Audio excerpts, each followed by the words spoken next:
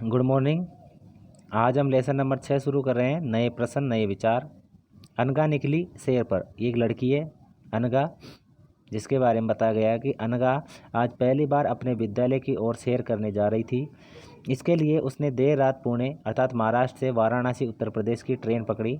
Station पर अनगा को छोड़ने आए उसकी माँ ने अध्यापिका से कहा, बच्चों को बुद्ध के बारे में बताने के साथ साथ उन्हें सारनाथ दिखाने भी ले जाइएगा। तो बुद्ध की जो कहानी है वो पढ़ेंगे हम। बौद्ध धर्म के संस्थापक सिद्धार्थ थे, यानी कि इनके बुद्ध का बचपन का नाम है ये सिद्धार्थ, जिन्हें गौतम के नाम से भी जाना जाता था। उनका जन्म लगभग 2500 वर्ष पहले हुआ था। ये वह समय था जब लोगों के जीवन में तेज़ी से परिवर्तन हो रहे थे। जैसा कि तुमने अध्याय 5 में पढ़ा, महाजनपदों के कुछ राजा इस समय बहुत शक्तिशाली हो गए थे। हजारों सालों के बाद फिर से नगर उभर रहे थे। गाँवों के जीवन में भी बदलाव आ रहा था, जो हम अध्याय 9 में देखेंगे। बहुत से विचारक इन परिवर्तनों को समझने का प्रयास कर रहे थे। वे जीवन के सच्चे अर्थ को भी जानना चाह रहे थे। बुद्ध क्षत्रिय थे, अर्थात जैसे राजा महाराजा अपने शासन को चलाने के लिए युद्ध करते हैं, उसी प्रकार उसी वंश में इनका जन्म हुआ था। बुद्ध क्षेत्रीय थे तथा शाक्य नामक एक छोटे से गण से संबंधित थे। युवावस्था में ज्ञान की खोज में उन्होंने घर के सुखों को छोड़ दिया। अनेक वर्षों तक वे भ्रमण करते रहे तथा अन्य विचारकों से मिलकर चर्चा करते रहे। अंततः ज्ञान प्राप्ति के लिए उन्होंने स्वयं ही रास्ता ढूंढने का निश्चय किया। इसके लिए उन्होंने बोध गया, जो बिहार में स्थित है, एक पीपल के नीचे कई दिनों तक तपस्या की। अंततः उन्हें ज्ञान प्राप्त हुआ। इसके बाद वे बुद्ध के रूप में जाने गए और जो वृक्ष था जिसके नीचे बुद्ध को ज्ञान प्राप्त हुआ वो बोधि वृक्ष कहलाया। ठीक है, अंततः उन्हें ज्ञान प्राप्त हो गया। इसके बाद वे बुद्ध के रूप में जाने लगे। यहाँ से वे वाराणसी के निकट स्थित सारनाथ गए, जहाँ उन्होंने पहली बार उपदेश दिया। अर्थात बुद्ध ने सबसे पहले सारनाथ में उपदेश दिया है। कुशीनारा में मृत्यु से पहले का शेष जीवन उन्होंने पैदल ही एक स्थान से दूसरे स्थान की यात्रा करने और लोगों को शिक्षा देने में व्यतीत किया है। बुद्ध ने शिक्षा दी कि यह जीवन कष्टों और दुखों से भरा हुआ है और ऐसा हमारी इच्छा और लालसाओं, अर्थात जो हमारी लालसाएं होती है, हमारी इच्छाएं होती है, उनके कारण होता है, जो हमेशा पूरी नहीं हो सकती के कारण होता है।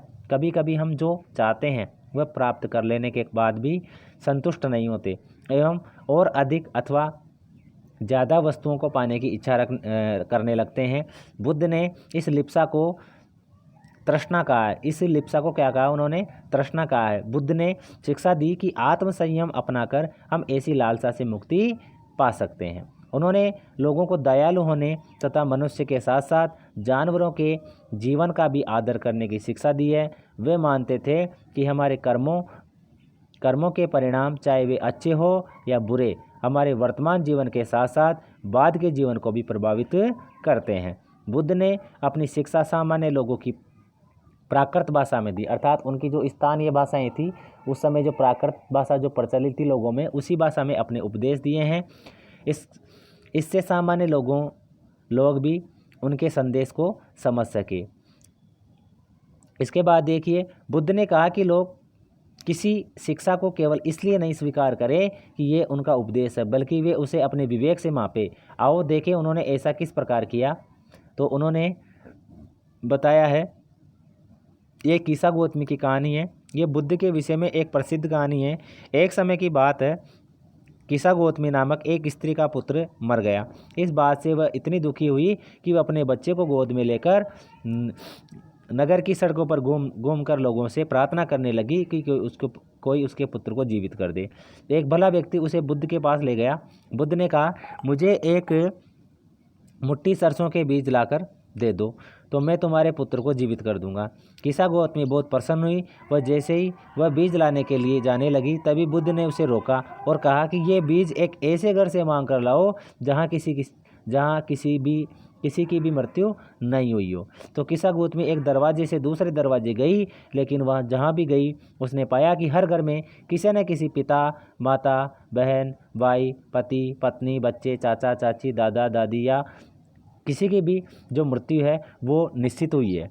तो बुद्ध दुखी माँ को ये शिक्षा देने का प्रयास कर रहे थे कि जो मृत्यु है वो अटल है, जो जन्म लेता है वो उसकी मृत्यु अवश्य होती है। इसके बाद में हम पढ़ेंगे जो उपनिषद है। उपनिषद देखिए, जिस समय बुद्ध उपदेश दे रहे थे उसी समय उससे भी थोड़ा पहले दूसरे अन्य चिंतक भी कठिन प्रश्नों का उत्तर ढूंढने का प्रयास कर रहे थे।